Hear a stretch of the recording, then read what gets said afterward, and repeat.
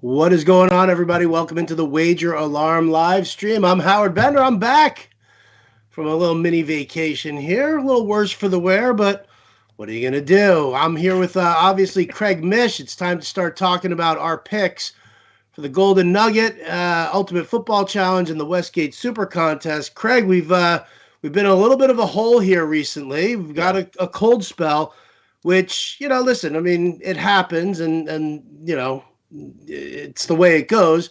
But because it's a contest here, we're now going to have to start taking a little bit more chances with some of our picks, making, taking some risk, actually. Well, first of all, it's good to see you again. I thought we lost some mojo with you not here last week. You had all the fun, and here I was giving out picks. I don't think we lost anything. Come on. Little mojo. I think we lost a little mojo with you not here. Nothing against Adam Ronis, but our record is good with you in the house. All right. Well, you know what? Hey, I needed a little refresher. I was actually in Vegas, and believe it or not, I didn't even have time to hit the sports book. Couldn't believe it. It was a little bit of a fish fun for you, but we're back at it today. We have 7 picks in the Golden Nugget to review. We have 5 picks in the Vegas Super Contest. When we talk for 40 minutes or talk for 20, it doesn't seem to make any difference. So we're going to go right through these picks this week and let everybody go have a fun weekend here on this Friday. All right. Sounds good to me. Let's start with the Golden Nugget picks here, and we'll start off with college. And the first one, finally, Craig, we're back at it here with the academies. Air Force, a 2.5-point favorite over Army. It's the Commander-in-Chief's trophy is what's at stake here, and we like the Air Force. Yeah, Air Force laying 2.5 in this game. It's pretty much been this line all week long. Totals around 37, 38. So, Howard, you can imagine what's going to happen in this game. Lots of running, not much passing, and team's probably going to end up winning this game by somewhere between 3 to 5 points. Army started off the season really well. They've fallen back a little bit. They're under 500 against the spread. In the game last year, the game was at Army. They won the game 10-7 in Pennsylvania. This game is at altitude, always a little bit difficult for, of course, a team coming on the road to go ahead and play in Colorado, which is where Air Force plays. Air Force has a great shot to play in a pretty big bowl game this season for the first time in a while. Last four times these teams have played, Air Force has won 3 of the games.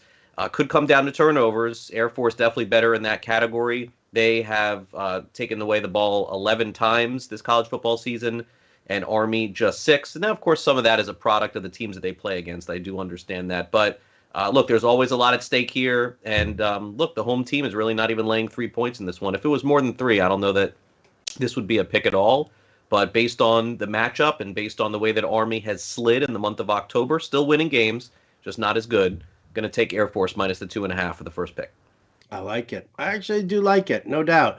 All right, next game. So last week it didn't work for us. Texas Tech fired their coach. Yep.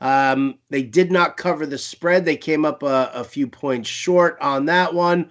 But lo and behold, look what we're doing. We're going back to that again as Texas Christian University, TCU, fired their coach. They're going up against interstate rival Baylor for this one, and we're going back to that well here with teams covering with a fired coach. They're only getting 7 points here. It seems a little bit of a low line considering Baylor being a ranked team, though, right? Yeah, but Baylor's offense isn't great. Their defense has sort of carried them. They haven't scored a ton of points this season. Last week, a high-scoring game up against Texas, I believe.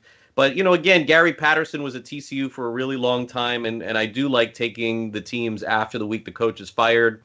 This has happened 4 times this season, and the record is 3-1 against the spread in those games, and the only loss was this past week. Happened with USC, happened with Washington State. I think these players are definitely going to show up this week with Patterson not there. They're going to want to show that basically it wasn't their fault that they ended up letting him go. By the way, Gary Patterson's going to end up coaching somewhere in college football. Without him, TCU is nothing. TCU is basically North Texas or Eastern Michigan. They were a nothing, and he built them to everything. Basically created the best defense in the country for a few years. So really upsetting to see them let him go in the middle of the season. I think the players show up. I think they are motivated to keep this game close.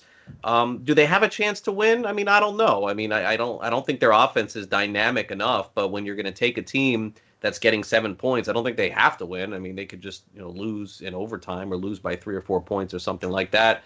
Baylor definitely the better team, though. There's no question. But line does seem a little high, so we'll take TCU and keep with that narrative and see if this moves to a 4-1 record. Right now it's 3-1. It'll be 4-1 if TCU covers with the coaches being let go, fired, or leaving because they don't want to get the vaccine. Yeah, well, that seems to be a big issue all around sports right now, doesn't it? Maybe just a little bit here. By the way, Auburn's head coach. I didn't look honestly the last couple of days, but Auburn's head coach I think has some sort of deadline too to get that done. I don't know when that is. We'll have to check that out, no doubt. All right, so TCU +7, third game we're going to. How about the Boise State Broncos? Right, love them. +5 here against Fresno State. I was a little surprised that we picked this game. Fresno State coming off of a big win against San Diego State, actually, last week. But does this slide into that narrative of they're emotionally spent after such a big win, and this is due for a letdown? Yeah, I think that's part of it, and I think Boise State, while they have not looked like the team that they were maybe 4 or 5 years ago, they still get up for these games. You're rarely going to find the Broncos, by the way, as an underdog this big, almost ever, whether they're at home or even on the road. They usually show up for games like this. Boise State's defense came up really big last week. And another thing that they did last week, which is why I like to take a team the following week, is I check out the second halves of games sometimes. And I think Boise State came back from the biggest deficit to win a game in all of college football last week. I believe they were down 14 or 17-0 in the first quarter. They came back and won. So the total is 60. And I kind of lean toward the under here, too. I feel like it is too many points.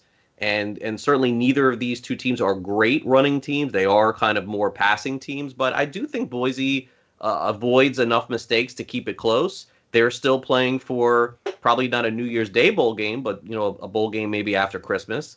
And that's still the big deal. We're going to probably have close to 40 bowls this year, so it'll be a big deal for them as well. Recruiting is also very big. They're recruiting against each other, these two teams in the conference. And coming off a big game like Fresno did against San Diego State, there's no question that that was their game of the season. And I do expect a little bit of a letdown here. Boise State has a chance to win, but I do think it comes down to a field goal in the end. So take Boise State +5, and the line is 5.5 currently.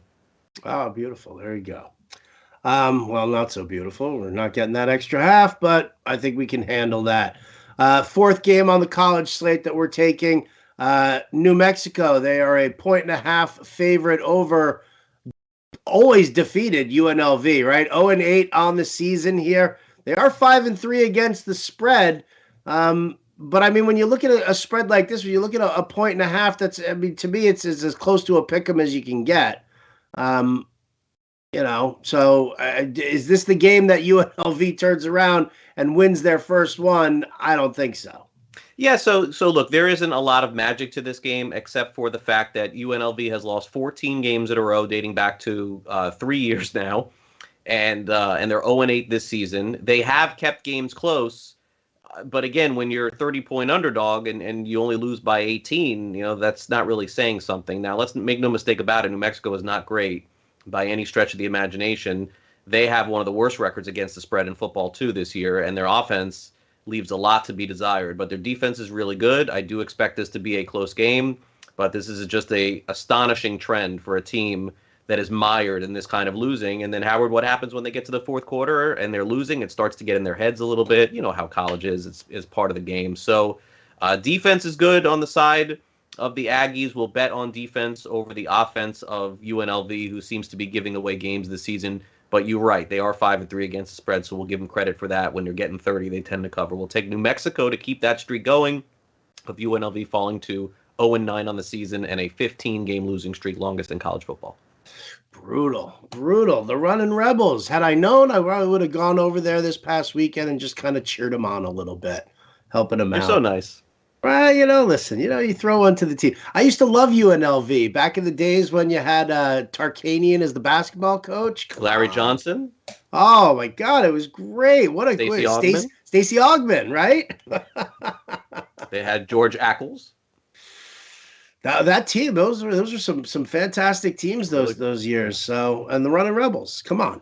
All right, so those are our 4 college picks. Air Force Yes. -2.5, TCU +7, Boise State +5, New Mexico -1.5. Let's go to the pros here, and we're going to lead it off with the Falcons getting 6 points against the Saints. I mean, listen, the Saints, they're going through a serious quarterback issue right now. Trevor Siemian is the starter. Saints coming off of, here we go, that narrative again, a huge win against Tampa Bay the week before. Tampa Bay gets to go lick their wounds. New Orleans gets to come play division rival Atlanta. So, it's the Falcons in a potential letdown game here against the Saints. Yeah, this is probably my favorite play of the week, getting 6.5 points. I'm not big on the Saints at all. Certainly, I'm not big on the quarterbacking there. And they just have had Tampa Bay's number now 3 out of the last 4 times they've played them. I don't think that this is an indication of anything. Do we not forget what happened a couple of weeks ago with New Orleans playing Seattle on Monday night in that dog game? How does New Orleans deserve to be 6-point favorites over anybody in the NFL? So for me, look, do I think Atlanta is great? No. Do I think they are a stark 500 team, 9-8, 8-9? Pick one of those, Howard. That's what they're going to be at the end of the season. I don't worry so much about personnel or things like that in a game like this. I know also on my side, I definitely have the better kicker, clutch kicker in Koo, who seems to hit big kicks for them if it does come down to it at the end of the game. They seem to be slogging their way through games, running with Patterson, running with Davis, not letting Matt Ryan throw, except for Pitts up the middle. Fine. I'm not a big fan of New Orleans, and I just think this is a lot of points. And I'll stamp it home by saying it's a division game. And anytime you're getting 6 or 7 in a division game against an opponent where the teams know each other pretty well, I think you got to take the points here. Do I think Atlanta can win the game on Sunday? Yes, I do. I think they can upset New Orleans for sure. So Atlanta for sure this week is one of them. It's like all season long out of the 8, it's the favorite pick of the week. Yes, that's probably the case. But I wouldn't say it's like the strongest favorite pick, but I would say of all the underdogs, this could be my favorite dog this week. I think Atlanta's not that bad. I don't think they're that bad. No, I don't think they're that bad either. I think that, again, and I don't think the Saints are that good. You've got Kamara, but, I mean, really, what else do you have on that team? There really isn't anything. Let me ask you, Howard, if Winston was the quarterback, what would the spread be this week? What would you – would it be 7 or 8, really? Yeah, I don't think it would be. I mean, it shouldn't be. So they're saying Simeon is as good as Winston, I guess, then. Well, I mean, Winston's really not that good. He's not, but I mean, I don't know. The line, look, it's one of those things where I feel like it's too many points. That's it. It's too many points. Yeah, I'm with you. We're going to go and dive into this Chiefs-Packers game right now. No Aaron Rodgers. Right. You do have Devontae Adams, who is returning, but, I mean, listen, this is all about Jordan Love under center here for the Green Bay Packers, going up against what I think should be a desperate Chiefs team. They did not look good against the Giants on Monday Night Football this past week, barely getting past them. But man, I got to tell you, I just don't see this offense clicking under Jordan Love. I think if the Chiefs really kind of sell out to stop the run, which should be the game plan here, I think the Chiefs end up whooping up on them a little bit. Yeah, a couple of things. First of all, you cannot get -7 anywhere anymore. We almost, by a couple of hours, could have gotten in a pick'em game here, which is what it was before the whole Aaron Rodgers COVID thing. But the line is 7 in the Super Contest. The line is 7 in the Golden Nugget right now. I believe it's 7.5. I would expect this to go up by game time. Howard, Jordan Love is not a professional quarterback at this point. With all of the quarterbacks that have been drafted 2 years ago and this year that have bypassed him, I understand Aaron Rodgers is there, but there's a reason why all this drama went on. They wanted to bring him back. They're saying all the right things about Love now, but they're saying that he's made all these improvements over last year, which tells you, where was he last year, right? Like, my gosh, he must have been just so awful. I think the Chiefs have a real chance here. And again, I understand what you're saying about the desperate part, but you could have said that this past week when they played the Giants. That definitely should have been and could have been the case. They should have smashed them too. But Daniel Jones, in the end, is a professional quarterback in the NFL, and Jordan Love is not. I think this is the week. I think that the Chiefs get good, and then we'll probably fade them after this. But I don't give Jordan Love a chance. I think the Chiefs roll. All right, and then the final pro game that we're going to take in the Golden Nugget, the Rams 7.5-point favorites over the Titans. I'll tell you what, we always talk about fishy lines, and I know we didn't have our discussion like we normally do on Tuesday because I was just down and out and sick as a dog. No Derrick Henry. The defense for Tennessee is terrible. The offense for the Rams is fantastic. The Rams just pick up Von Miller in a trade on Tuesday, or Monday maybe it was. Why is the line only 7.5? I mean, I'm all in on the Rams just whooping ass here, but it is weird that it is a low line, I think. Yeah, well, I think part of it is that Tennessee's played really good football over the last few weeks, and I understand a lot of it is because of Derrick Henry, and he's clearly, I think, worth a point in the NFL, if not two. He may be, the only running back that could be worth that in the NFL. But the line does sort of scream toward Rams. I mean, I sort of see it differently here. I think a lot of people are going to take Tennessee thinking that the line feels big and they'll be able to slug it out with the Rams back and forth. Let's also not forget the Rams gave up a lot of points to the Cardinals, mostly through the air in that one game that they played. But I think the Rams are the kind of team that's going to go on a nice against the spread run here over the next few weeks. They really were impressive last week. We did take them last week in the Super Contest. They blew out Houston, and you're basically laying half the points. Now, I think that this game for a while is going to be close. We're probably going to have to cover this one in the fourth quarter because Tennessee is going to be looking for that back door. Mm-hmm. But Tennessee has, over the last year or so, they've had a lot of statistical success with Tannehill throwing the ball late and sort of getting those garbage time numbers for fantasy, but not with covering the spread, ironically. So we'll take the Rams here, and the line just sort of seems to be pulling everyone, I think, to the Titans and saying, wow, how could the Rams be 7.5? How could that be? Titans are good. The Titans probably are not that good. I can make the case the Colts are better than Titans. Well, Colts definitely looked impressive yesterday, but I think everybody looks impressive when they take on the Jets. Fair enough. Moving over to the Westgate Super Contest, we're going to repeat our three picks here. The Falcons +6, the Chiefs -7, and the Rams -7.5. So we're going to do those. The two games that we're adding in here. Yeah. Let's start it off here. Ravens are at home. They are a 6-point favorite against the Minnesota Vikings. And here's what I was talking about at the beginning. I think everybody's going to be on the Ravens coming off of the bye week. Sure. Lamar Jackson and just the way that the Ravens run the ball. And we're going to take the Vikings here. Now, the Vikings, what they need to do is obviously they need to just keep running the ball with Dalvin Cook over and over and over again, and then allow Kirk Cousins to kind of open things up a little bit more. I don't think anybody except us is going to end up taking Minnesota in this game, getting 6, but it's two run-first offenses here, right? I think that this is a game that can stay very close and, maybe a field goal difference. I'm not saying the Ravens are going to lose this one, but, I mean, are you saying that the Ravens are going to blow out Minnesota? I don't think so. What's interesting is, Howard, we got our free pick last week, right? We got our uncertainty on Dak Prescott line. Right. And it didn't win. No, it did not. It didn't win. The Dallas came back and won. So you have to have some stones to go back to Minnesota after that. So this would be 2 weeks in a row we're taking Minnesota.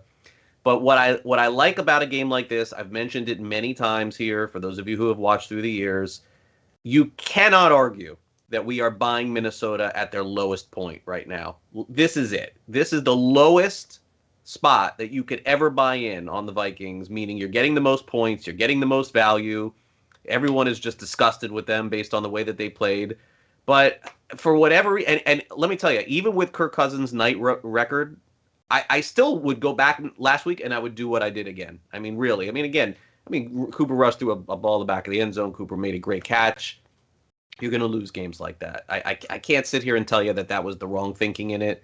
It just ended up working out that way. But it's a fantastic buy low spot. I am a Ravens supporter. I think they're one of the best teams in the NFL. In their wins as favorites, they have not covered. They've been close in almost all of them. In their wins as dogs, they've been fantastic. They were dogs against Buffalo. They were dogs against Kansas City. They won those games. But it seems like when they're a favorite, they have a hard time covering. So we're going to take a stab here, go a little contrarian, and take Minnesota plus the 6 points. Feels ugly, looks ugly, probably is. That's our kind of pick.